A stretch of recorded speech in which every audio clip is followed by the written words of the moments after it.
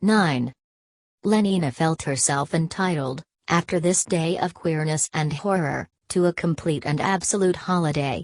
As soon as they got back to the rest house, she swallowed 6 half-gram tablets of soma, lay down on her bed, and within 10 minutes had embarked for lunar eternity. It would be 18 hours at the least before she was in time again. Bernard meanwhile lay pensive and wide-eyed in the dark. It was long after midnight before he fell asleep. Long after midnight, but his insomnia had not been fruitless. He had a plan. Punctually, on the following morning, at 10 o'clock, the green-uniformed octoroon stepped out of his helicopter. Hemart was waiting for him among the agaves. "Miss Crown's gone on soma holiday," he explained. "Can hardly be back before 5. Which leaves us 7 hours. He could fly to Santa Fe, do all the business he had to do, and be in Malpais again long before she woke up. She'll be quite safe here by herself?" "Safe as helicopters," the octoroon assured him. They climbed into the machine and started off at once. At 10:34 they landed on the roof of the Santa Fe Postafie. At 10:37 Bernard had got through to the World Controller's office in Whitehall. At 10:37 he was speaking to his Fordship's 4th personal secretary. At 10:44 he was repeating his story to the first secretary, and at 10:47 it was the deep, resonant voice of Mustafa Mond himself that sounded in his ears. "I ventured to think," stammered Bernard, "that your Fordship might find the matter of sufficient scientific interest." "Yes, I do find it of sufficient scientific interest," said the deep voice. "Bring these 2 individuals back to London with you. Your Fordship is aware that I shall need a special permit." "The necessary orders," said Mustafa Mond, "are being sent to the warden of the reservation at this moment. You will proceed at once to the warden's office. Good morning, Mr. Marks." There was silence. Bernard hung up the receiver and hurried up to the roof. "Warden's office," he said to the Gamma Green octoroon. At 10:54 Bernard was shaking hands with the warden.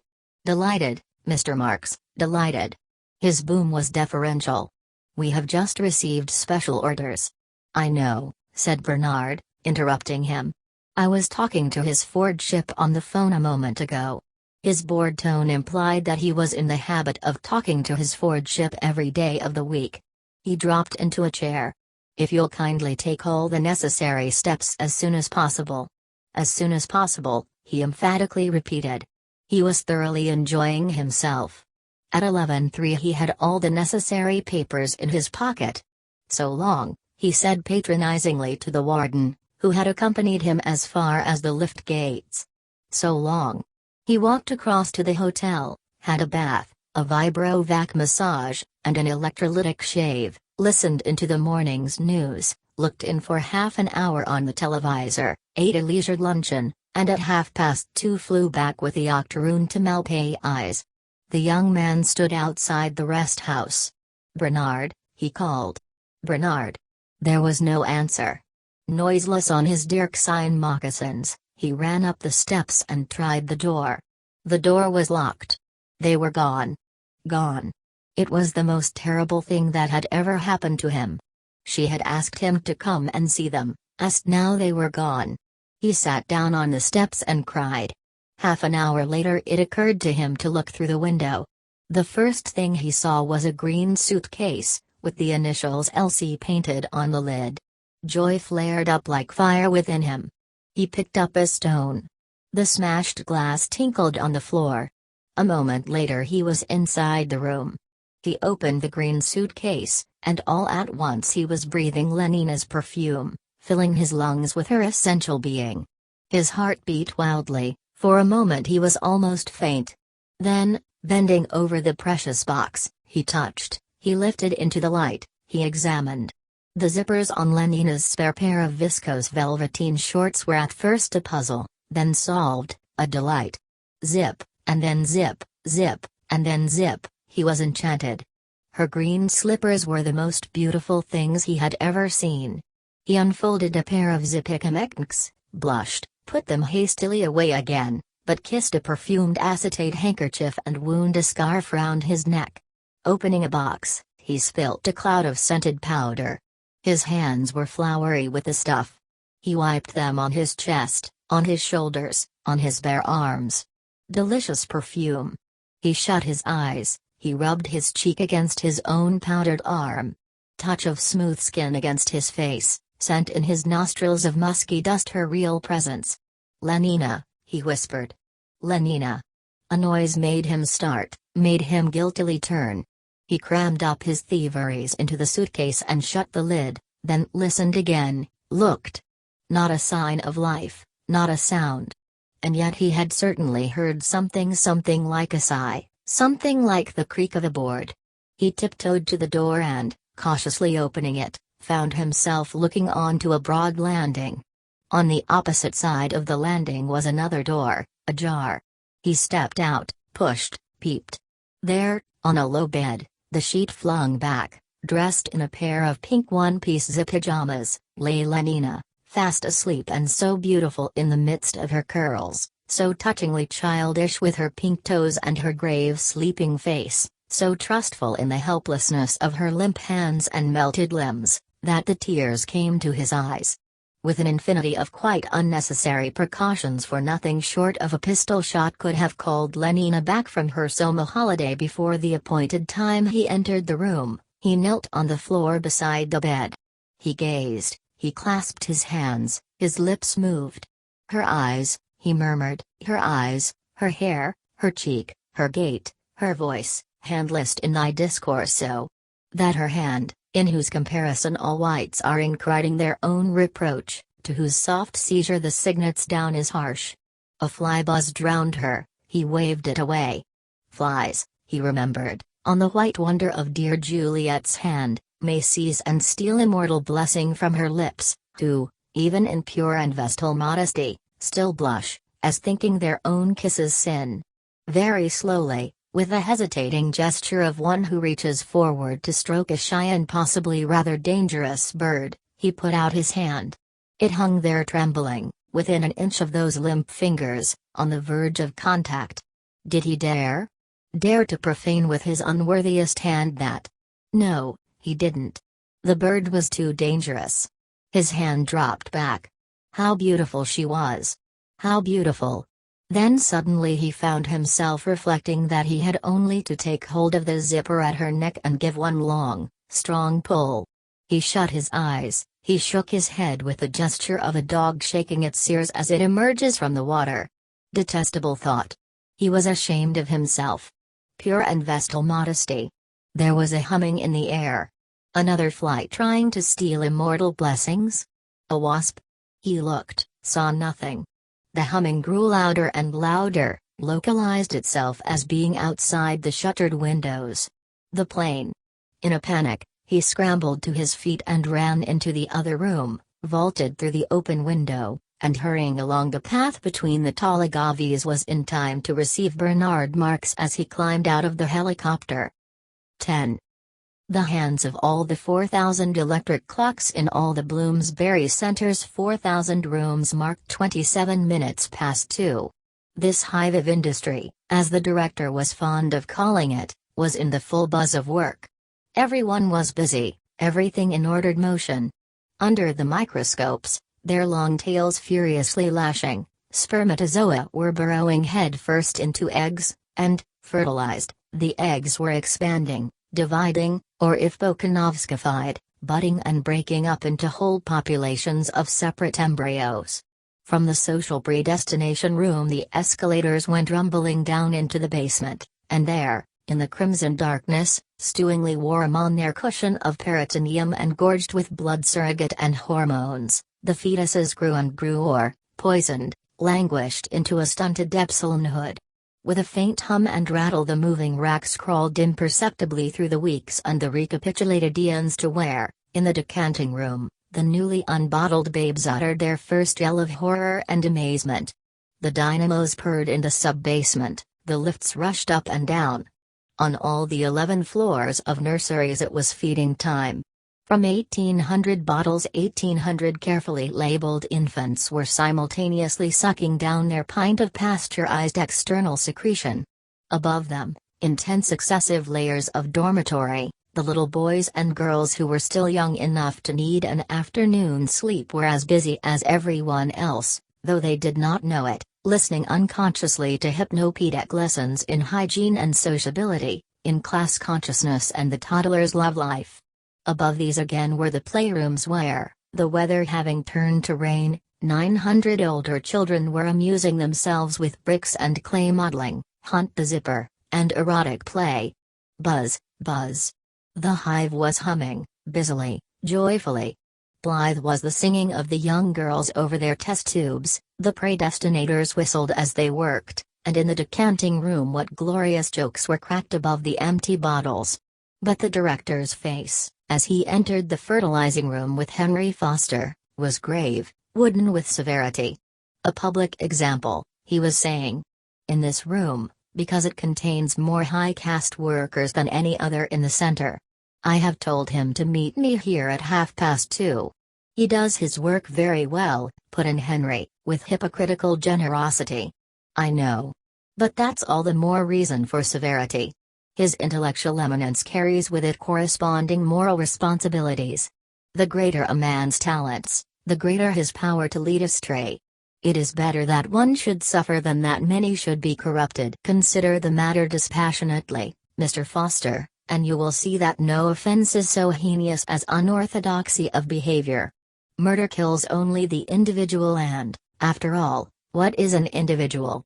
With a sweeping gesture he indicated the rows of microscopes, the test tubes, the incubators. We can make a new one with the greatest ease, as many as we like. Unorthodoxy threatens more than the life of a mere individual, it strikes at society Yes, at society itself, he repeated. Ah, but here he comes. Bernard had entered the room and was advancing between the rows of fertilizers towards them.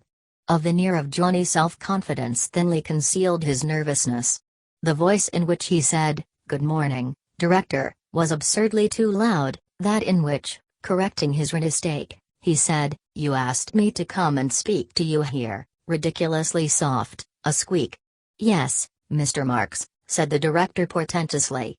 "I did ask you to come to me here. You returned from your holiday last night, I understand." "Yes," Bernard answered. "Yes, repeated the director, lingering, a serpent, on the S.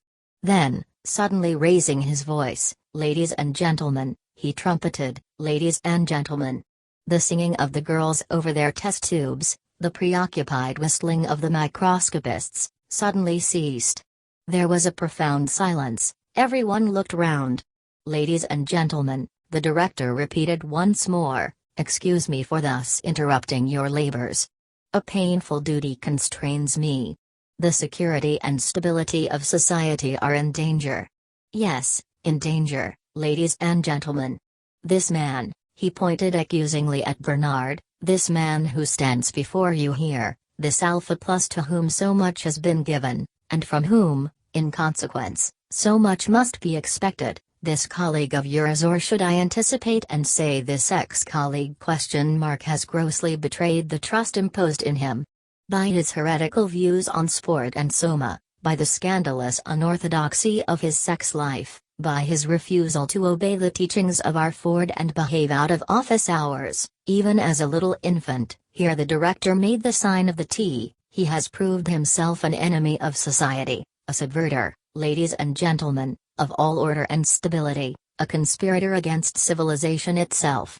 For this reason I propose to dismiss him with ignominy from the post he has held in this center. I propose forthwith to apply for his transference to a sub-center of the lowest order and, that his punishment may serve the best interest of society, as far as possible removed from any important center of population. In Iceland he will have small opportunity to lead others astray by his unforwardly example." The director paused, then, folding his arms, he turned impressively to Bernard. "Marks," he said, "can you show any reason why I should not now execute the judgment passed upon you?" "Yes, I can," Bernard answered in a very loud voice. Somewhat taken aback, but still majestically, "Then show it," said the director. "Certainly. But it's in the passage." "One moment." Bernard hurried to the door and threw it open. "Come in," he commanded, and the reason came in and showed itself. There was a gasp, a murmur of astonishment and horror. A young girl screamed. Standing on a chair to get a better view, someone upset 2 test tubes full of spermatozoa. Bloated, sagging, and among those firm youthful bodies, those undistorted faces, a strange and terrifying monster of middle-agedness, Linda advanced into the room, coquettishly smiling her broken and discolored smile, and rolling as she walked, with what was meant to be a voluptuous undulation, her enormous haunches. Bernard walked beside her. "There he is," he said, pointing at the director. "Did you think I didn't recognize him?" Linda asked indignantly, then, turning to the director, "Of course I knew you, Tom Aiken. I should have known you anywhere, among 1,000. But perhaps you've forgotten me. Don't you remember? Don't you remember, Tom Aiken? You're Linda." She stood looking at him, her head on one side, still smiling, but with a smile that became progressively, in face of the director's expression of petrified disgust, less and less self-confident, that wavered and finally went out. "Don't you remember, Tom Aiken?" she repeated in a voice that trembled. Her eyes were anxious, agonized. The blotched and sagging face twisted grotesquely into the grimace of extreme grief. "Tom Aiken." She held out her arms. Someone began to titter. "What's the meaning," began the director, "of this monstrous Tom Aiken?" She ran forward, her blanket trailing behind her, threw her arms round his neck, hid her face on his chest. A howl of laughter went up irrepressibly. "This monstrous practical joke," the director shouted. Red in the face, he tried to disengage himself from her embrace. Desperately she clung.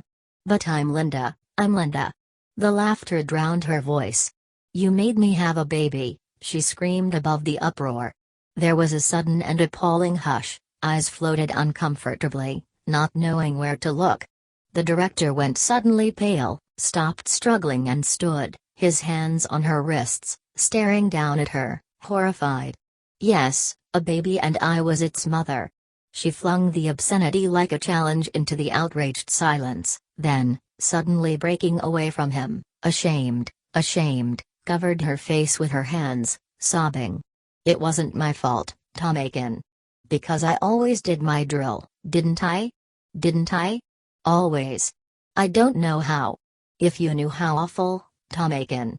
But he was a comfort to me, all the same." Turning towards the door, "John," she called. "John." He came in at once, paused for a moment just inside the door, looked round, then soft on his moccasined feet strode quickly across the room, fell on his knees in front of the director, and said in a clear voice, "My father." The word, for father, was not so much obscene as with its connotation of something at one remove from the loathsomeness and moral obliquity of childbearing, merely gross, a scatological rather than a pornographic impropriety. The comically smutty word relieved what had become a quite intolerable tension. Laughter broke out, enormous, almost hysterical, peal after peal, as though it would never stop. "My father," and it was the director. "My father. Oh Ford, oh Ford." That was really too good. The whooping and the roaring renewed themselves, faces seemed on the point of disintegration, tears were streaming. 6 more test tubes of spermatozoa were upset. "My father." Pale, wild-eyed, the director glared about him in an agony of bewildered humiliation. "My father." The laughter, which had shown signs of dying away, broke out again more loudly than ever. He put his hands over his ears and rushed out of the room. 11. After the scene in the fertilizing room, all upper caste London was wild to see this delicious creature who had fallen on his knees before the director of hatcheries and conditioning, or rather the ex-director, for the poor man had resigned immediately afterwards and never set foot inside the centre again, had flopped down and called him, the joke was almost too good to be true, "My father." Linda, on the contrary, cut no ice. Nobody had the smallest desire to see Linda. To say one was a mother, that was past a joke, it was an obscenity. Moreover, she wasn't a real savage, had been hatched out of a bottle and conditioned like anyone else, so couldn't have really quaint ideas. Finally, and this was by far the strongest reason for people's not wanting to see poor Linda, there was her appearance. Fat, having lost her youth, with bad teeth, and a blotched complexion, and that figure, Ford. You simply couldn't look at her without feeling sick, yes, positively sick. So the best people were quite determined not to see Linda. And Linda, for her part, had no desire to see them. The return to civilization was for her the return to Soma, was the possibility of lying in bed and taking holiday after holiday, without ever having to come back to a headache or a fit of vomiting, without ever being made to feel as you always felt after peyote, as though you'd done something so shamefully antisocial that you could never hold up your head again. Soma played none of these unpleasant tricks. The holiday it gave was perfect, and, if the morning after was disagreeable, it was so, not intrinsically, but only by comparison with the joys of the holiday. The remedy was to make the holiday continuous. Greedily she clamored for ever larger, ever more frequent doses. Dr. Shaw at first demurred, then let her have what she wanted. She took as much as 20 grams a day. Which will finish her off in a month or two, the doctor confided to Bernard. One day the respiratory center will be paralyzed. No more breathing. Finished. And a good thing too. If we could rejuvenate, of course it would be different. But we can't. Surprisingly, as everyone thought, for on Soma holiday Linda was most conveniently out of the way, John raised objections. But aren't you shortening her life by giving her so much? In one sense, yes, Dr. Shaw admitted. But in another we're actually lengthening it. The young man stared, uncomprehending. Soma may make you lose a few years in time, the doctor went on. But think of the enormous, immeasurable durations it can give you out of time. Every Soma holiday is a bit of what our ancestors used to call eternity. John began to understand. Eternity was in our lips and eyes, he murmured. Eh? Nothing. Of course, Dr. Shaw went on, you can't allow people to go popping off into eternity if they've got any serious work to do. But as she hasn't got any serious work. All the same, John persisted, I don't believe it's right. The doctor shrugged his shoulders.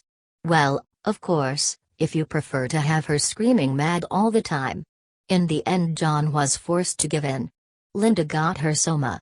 Thenceforward she remained in her little room on the 37th floor of Bernard's apartment house, in bed, with the radio and television always on, and the patch light tap just dripping, and the Soma tablets within reach of her hand. There she remained, and yet wasn't there at all, was all the time away, infinitely far away, on holiday in some other world, where the music of the radio was a labyrinth of sonorous colors, a sliding, palpitating labyrinth, that led, by what beautifully inevitable windings, to a bright center of absolute conviction, where the dancing images of the television box were the performers in some indescribably delicious all-singing feeling, where the dripping patchly was more than scent, was the sun, was a million saxophones, was Pope making love, only much more so, incomparably more, and without end. No, we can't rejuvenate. But I'm very glad, Dr. Shaw had concluded, to have had this opportunity to see an example of senility in a human being. Thank you so much for calling me in. He shook Bernard warmly by the hand. It was John, then, they were all after.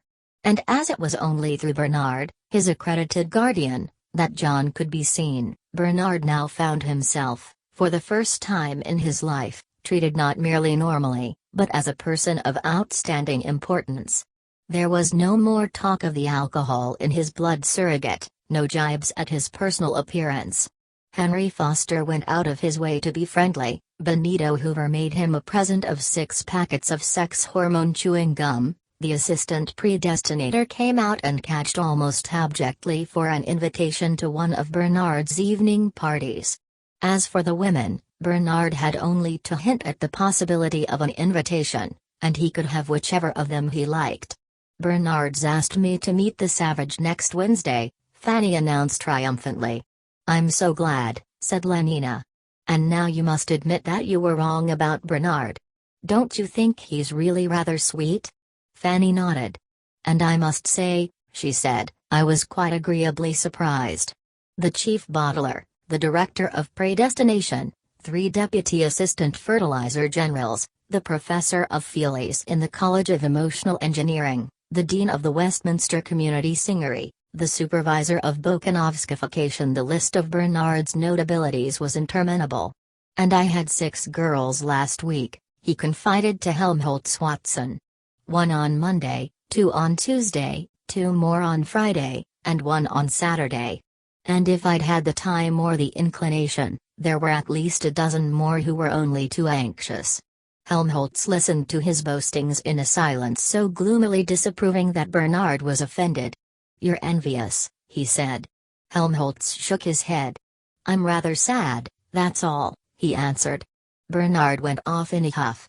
Never, he told himself, never would he speak to Helmholtz again. The days passed. Success went fizzily to Bernard's head, and in the process completely reconciled him, as any good intoxicant should do, to a world which, up till then, he had found very unsatisfactory.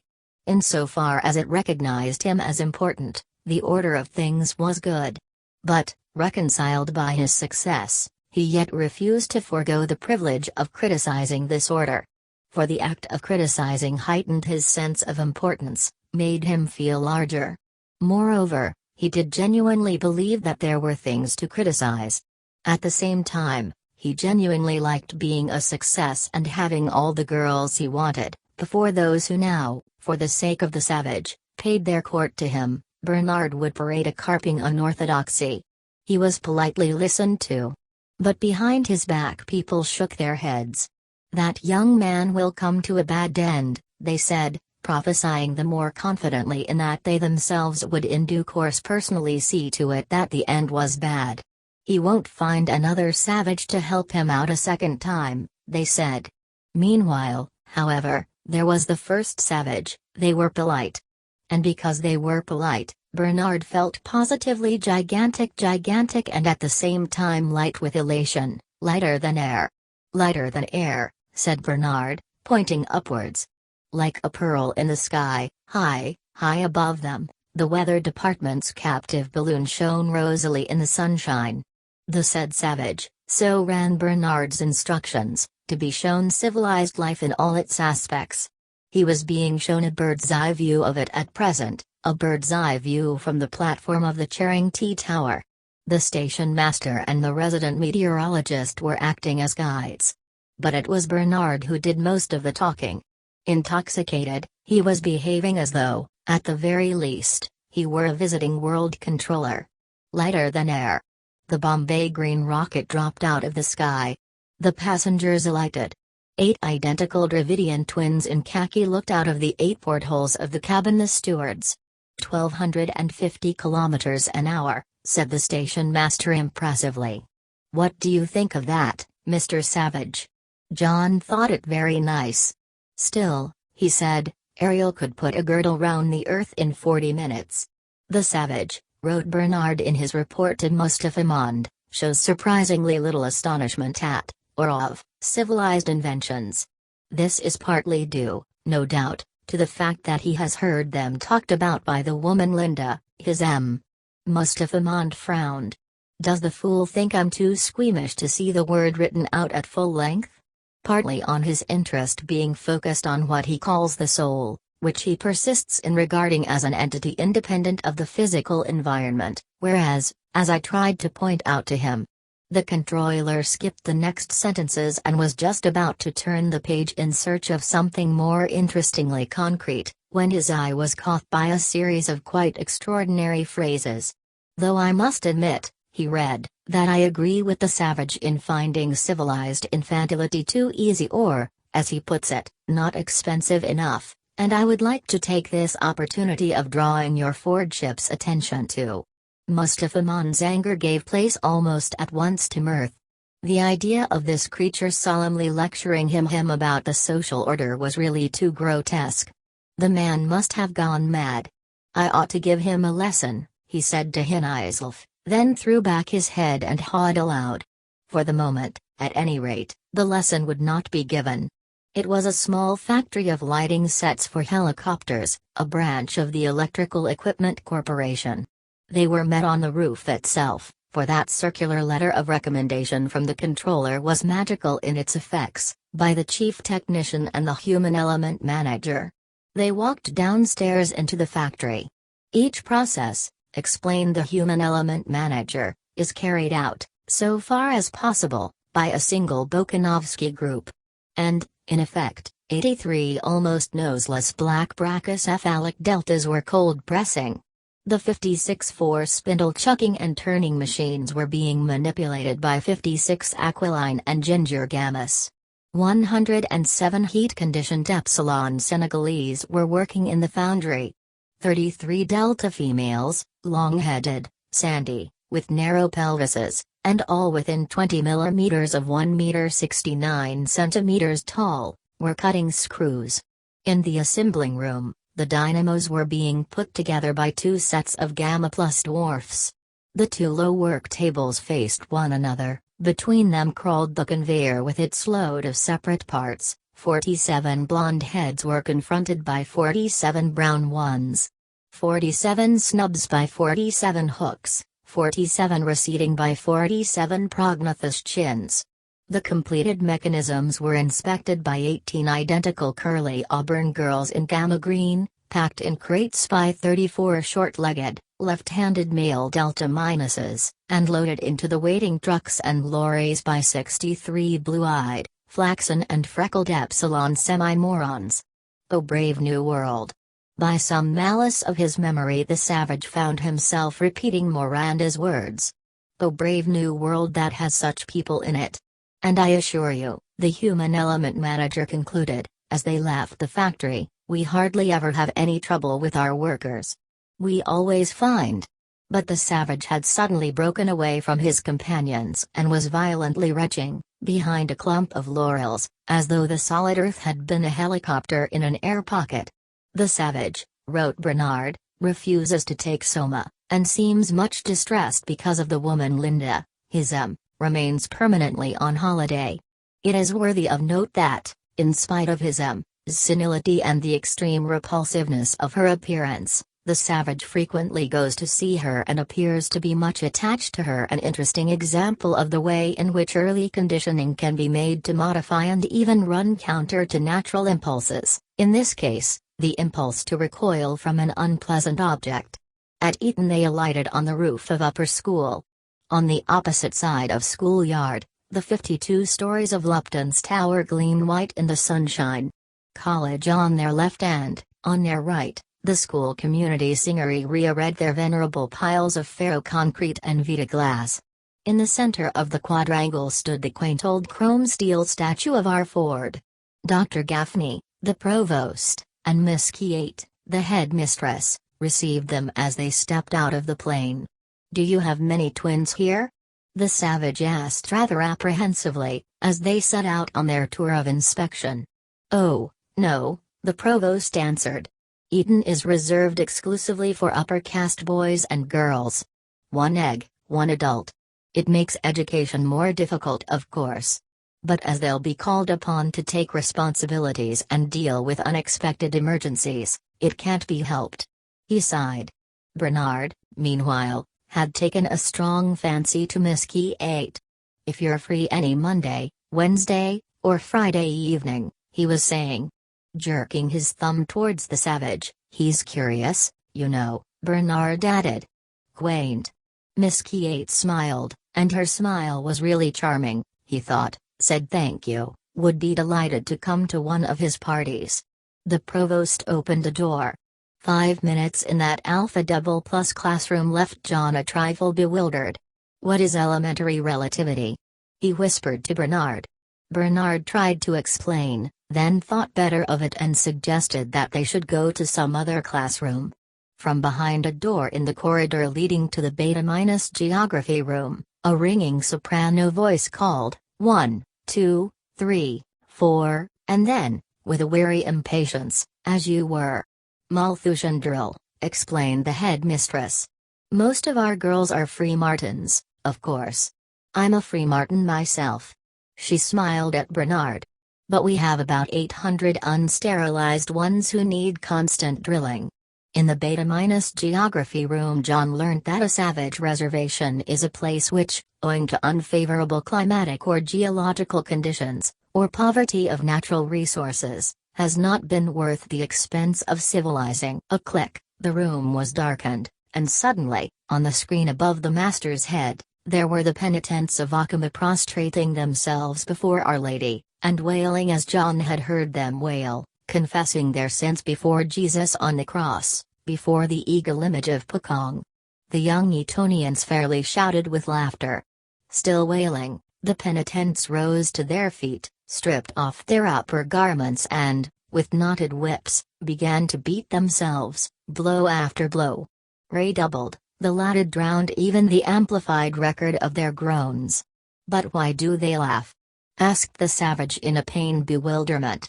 "Why?" The provost turned towards him a still broadly grinning face. "Why? But because it's so extraordinarily funny." In the cinematographic twilight, Bernard risked a gesture which, in the past, even total darkness would hardly have emboldened him to make. Strong in his new importance, he put his arm around the headmistress's waist. It yielded, willowily. He was just about to snatch a kiss or two and perhaps a gentle pinch, when the shutters clicked open again. "Perhaps we had better go on," said Miss Kate, and moved towards the door. "And this," said the provost a moment later, "is hypnopedic control room." Hundreds of synthetic music boxes, one for each dormitory, stood ranged in shelves round three sides of the room. Pigeonholed on the fourth were the paper soundtrack rolls on which the various hypnopedic lessons were printed. "You slip the roll in here," explained Bernard, interrupting Dr. Gaffney, "press down this switch." "No, that one," corrected the provost, annoyed. "That one, then." The roll unwinds. The selenium cells transform the light impulses into sound waves, and there you are, Dr. Gaffney concluded. "Do they read Shakespeare?" asked the savage as they walked, on their way to the biochemical laboratories, past the school library. "Certainly not," said the headmistress, blushing. "Our library," said Dr. Gaffney, "contains only books of reference. If our young people need distraction, they can get it at the Feelies. We don't encourage them to indulge in any solitary amusements." 5 busloads of boys and girls, singing or in a silent embracement, rolled past them over the vitrified highway. "Just returned," explained Dr. Gaffney, while Bernard, whispering, made an appointment with the headmistress for that very evening, from the Slough crematorium. Death conditioning begins at 18 months. Every tot spends 2 mornings a week in a hospital for the dying. All the best toys are kept there, and they get chocolate cream on death days. They learn to take dying as a matter of course. Like any other physiological process, put in the headmistress professionally. 8 o'clock at the Savoy. It was all arranged.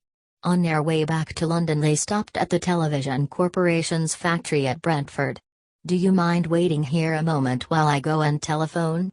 asked Bernard. The savage waited and watched. The main day shift was just going off duty. Crowds of lower caste workers were queued up in front of the monorail station. 7 or 800 Gamma, Delta and Epsilon men and women, with not more than a dozen faces and statures between them. To each of them, with his or her ticket, the booking clerk pushed over a little cardboard pillbox. The long caterpillar of men and women moved slowly forward. "What's in those?" remembering the Merchant of Venice, "those caskets?" the savage inquired when Bernard had rejoined him.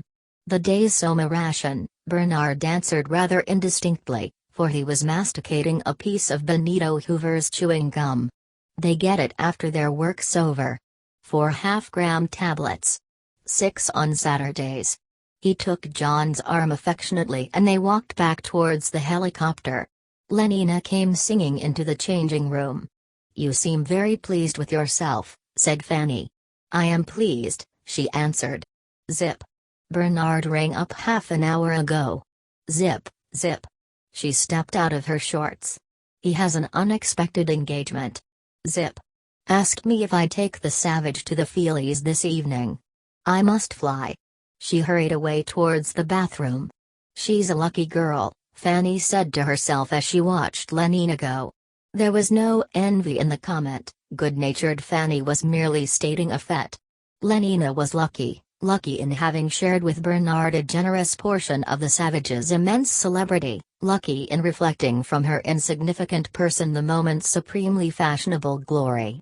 Had not the secretary of the Young Women's Fortean Association asked her to give a lecture about her experiences? Had she not been invited to the annual dinner of the Aphroditum Club? Had she not already appeared in the Feelytone news visibly, audibly and tactually appeared to countless millions all over the planet? Hardly less flattering had been the attentions paid her by conspicuous individuals. The resident World Controller's second secretary had asked her to dinner and breakfast. She had spent one weekend with the Ford Chief Justice, and another with the arch community songster of Canterbury. The president of the Internal and External Secretions Corporation was perpetually on the phone, and she had been to Deauville with the deputy governor of the Bank of Europe. It's wonderful, of course. And yet in a way, she had confessed to Fanny, I feel as though I were getting something on false presences. Because, of course, the first thing they all want to know is what it's like to make love to a savage. And I have to say I don't know. She shook her head. Most of the men don't believe me, of course. But it's true. I wish it weren't, she added sadly and sighed. He's terribly good looking, don't you think so? But doesn't he like you? Asked Fanny. Sometimes I think he does and sometimes I think he doesn't. He always does his best to avoid me, goes out of the room when I come in, won't touch me, won't even look at me. But sometimes if I turn round suddenly, I catch him staring, and then well, you know how men look when they like you. Yes, Fanny knew. I can't make it out, said Lenina. She couldn't make it out, and not only was bewildered, was also rather upset. Because, you see, Fanny, I like him. Liked him more and more. Well, now there'd be a real chance, she thought, as she scented herself after her bath. Dab, dab, dab, a real chance. Her high spirits overflowed in a song. Hug me till you drug me, honey, kiss me till I'm in a coma, hug me, honey, snuggly bunny, love's as good as soma. The scent organ was playing a delightfully refreshing herbal capriccio, rippling arpeggios of thyme and lavender, of rosemary, basil, myrtle, tarragon, a series of daring modulations through the spice keys into ambergris, and a slow return through sandalwood, camphor, cedar and limonene, with occasional subtle touches of discord, a whiff of kidney pudding, the faintest suspicion of pig's dung, back to the simple aromatics with which the piece began. The final blast of time died away, there was a round of applause, the lights went up. In the synthetic music machine the soundtrack roll began to unwind. It was a trio for hyperviolin, supercello and oboe surrogate that now filled the air with its agreeable languor. 30 or 40 bars and then, against this instrumental background, a much more than human voice began to warble, now throaty, now from the head, now hollow as a flute, now charged with yearning harmonics. It effortlessly passed from Gaspard Forster's low record on the very frontiers of musical tone to a trilled bat note high above the highest C, to which, in 1770, at the Ducal Opera of Parma, and to the astonishment of Mozart, Lucrezia Gigari, alone of all the singers in history, once piercingly gave utterance. Sunk in their pneumatic stalls, Lenina and the savage sniffed and listened. It was now the turn also for eyes and skin. The house lights went down, fiery letters stood out solid and as though self-supported in the darkness. 3 weeks in a helicopter. And all super singing, synthetic talk 1ng, colored, stereoscopic feely. With synchronized scent organ accompaniment. Take hold of those metal knobs on the arms of your chair, whispered Lenina. Otherwise you won't get any of the feely effects. The savage did as he was told. Those fiery letters, meanwhile, had disappeared. There were 10 seconds of complete darkness, then suddenly, dazzling and incomparably more solid-looking than they would have seemed in actual flesh and blood, Far more real than reality, there stood the stereoscopic images, locked in one another's arms, of a gigantic Negro and a golden-haired young brachycephalic beta plus female. The savage started. That sensation on his lips. He laid a hand to his mouth, the titillation ceased, let his hand fall back on the metal knob, it began again. The scent organ, meanwhile, breathed pure musk. Expiringly, a soundtrack super dove kudo, and vibrating only 32 times a second, a deeper than African bass made answer, ah. Ooh ah. Ooh ah. The stereoscopic lips came together again, and once more the facial erogenous zones of the 6,000 spectators in the Alhambra tingled with almost intolerable galvanic pleasure. Ooh. The plot of the film was extremely simple. A few minutes after the first oohs and ahs, a duet having been sung and a little love made on that famous fair-skin, every hair of which the assistant predestinator was perfectly right could be separately and distinctly felt, the Negro had a helicopter accident, fell on his head. Thump. What a twinge through the forehead. A chorus of ahs and aes went up from the audience. The concussion knocked all the Negro's condition him into a cocked hat. He developed for the beta blonde an exclusive and maniacal passion. She protested. He persisted. There were struggles, pursuits, an assault on a rival, finally a sensational kidnapping.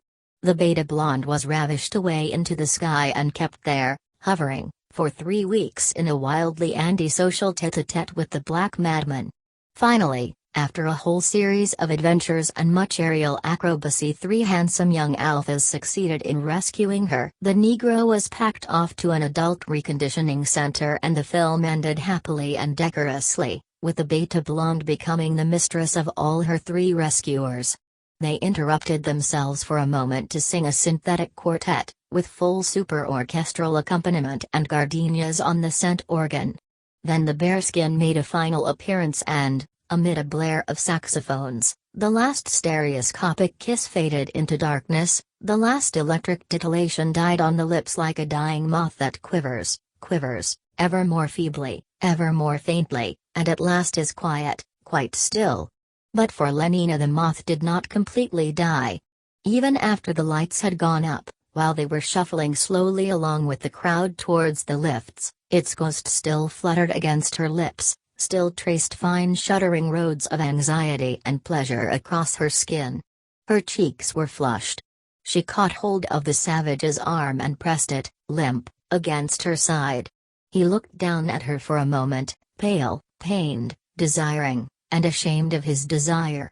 He was not worthy, not. Their eyes for a moment met. What treasures hers promised!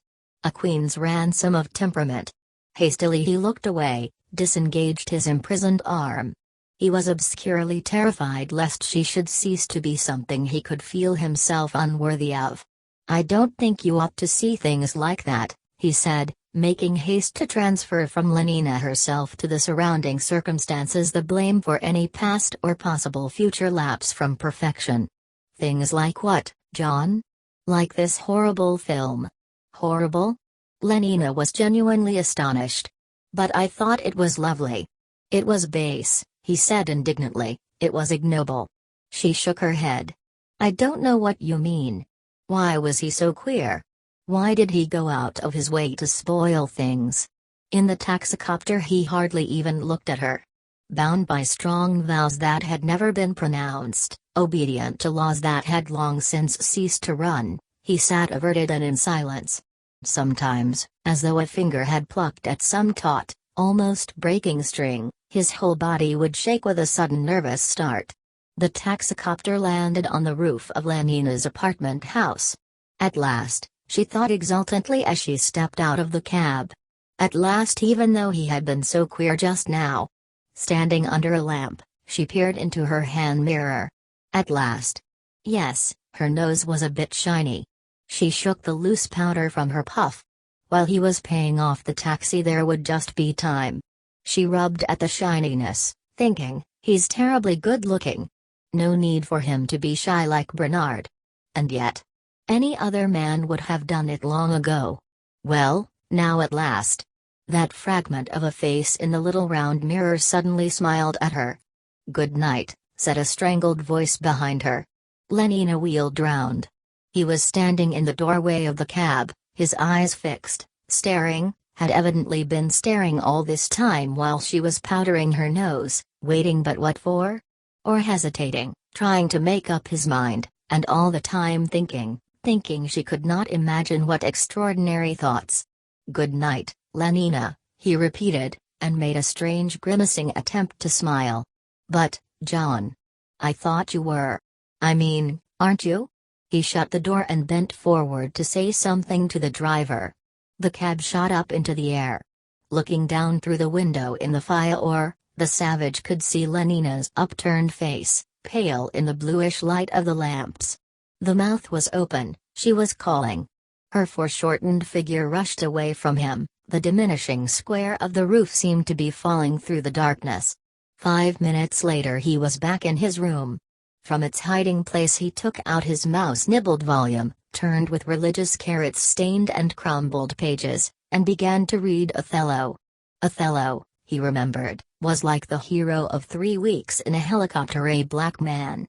Drying her eyes, Lenina walked across the roof to the lift. On her way down to the 27th floor she pulled out her Soma bottle. 1 gram, she decided, would not be enough. Hers had been more than a 1-gram affliction. But if she took 2 grams, she ran the risk of not waking up in time tomorrow morning. She compromised and, into her cupped left palm, shook out 3 half-gram tablets.